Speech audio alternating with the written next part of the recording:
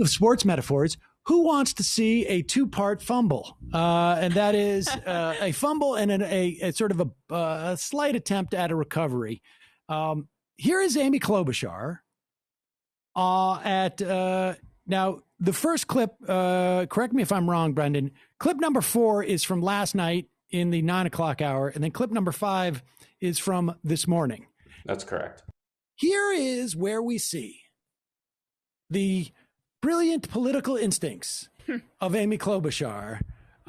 She didn't get the memo that Pelosi was actually going to wait a second. try to fight on this one. So Trump comes out at 8 p.m. last night, right? 7 p.m. says, I want $2,000. I'm going to veto this thing if we don't get $2,000 and we don't get an extension on the business tax lunch deduction. And so here's Klobuchar's response. And now he's saying that he's going to veto it. There is some nuance to it with him saying that he wants a larger size payment to the American people, which is something that Democrats argued for at every step of the process. And now House Democrats say, OK, well, if that's what he wants, we'll provide him with that. I wonder just what you make of this very last minute scramble of what we thought was going to proceed here with this relief bill. I kept thinking tonight, well, these pardons are an attack on our very democracy.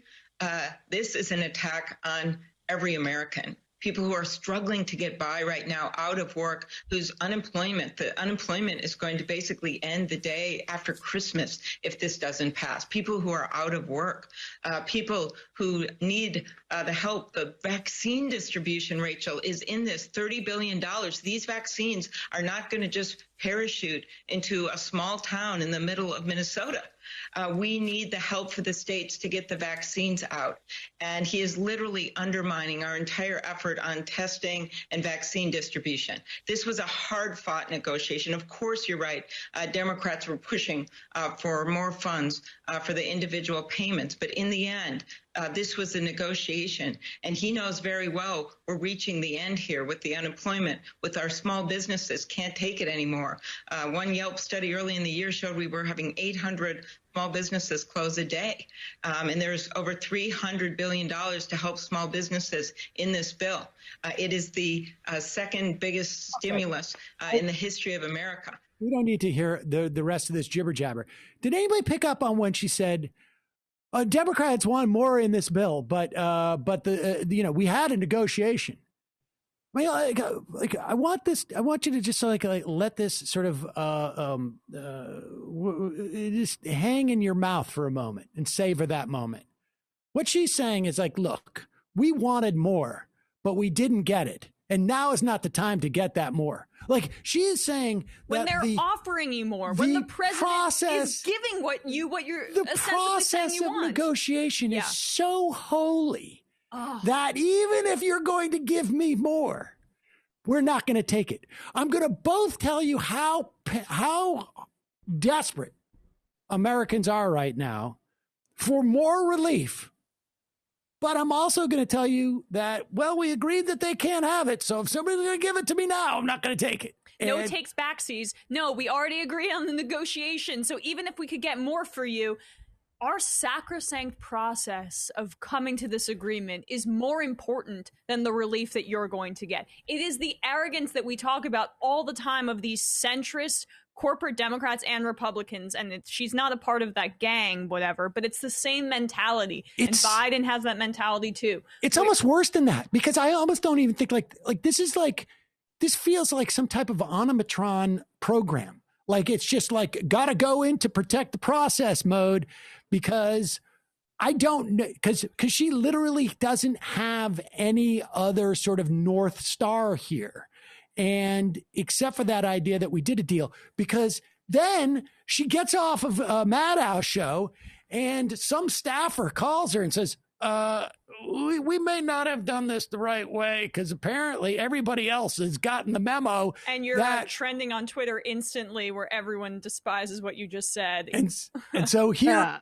I was going to say, I feel bad for whatever staffer failed to give her that memo, because there is a stapler with their name on it. Well, they got the memo came late, and here she is this morning on CNN. Get me booked on the first show on CNN this morning. What's outrageous to me is I want to see more direct payments, and I'm glad the Speaker of the House is bringing this up tomorrow. But President Trump had his own people in the room where it happens, or on the Zoom where it happens, or on the telephone. Oh, we lost the sound. What happened to the sound? Own people in the room where it happens, or on the Zoom where it happens, or on the telephone. They were negotiating, Secretary Mnuchin. And so then suddenly he says, no, I don't like this, I don't like that. Well, what we need to do is he needs to sign this bill. And then, of course, we can do additional payments. But it was his own party that was blocking them. Where was he? Where was he hiding out? There we go. Yeah. Well, again, as you've hinted at, I'll let that ride. Keep going. Do it again. Three times I couldn't stop at that point because I did it through.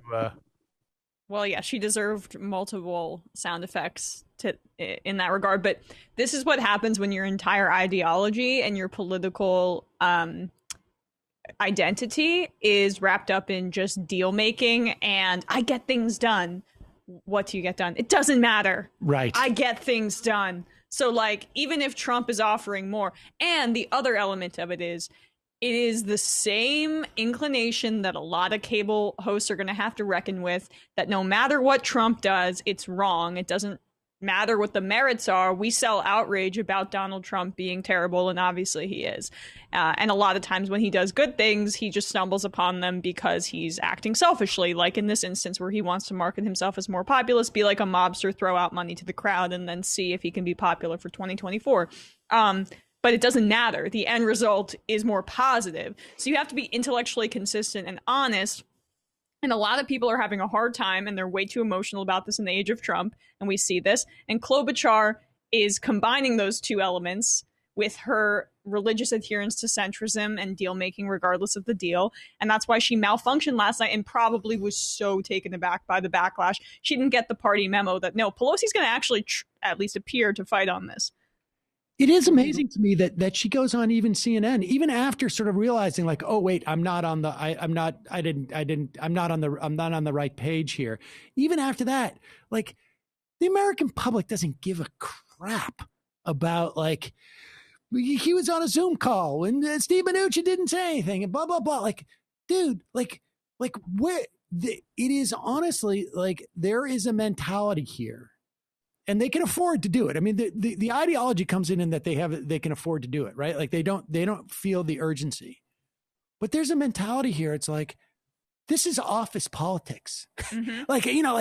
And I can't believe we can't.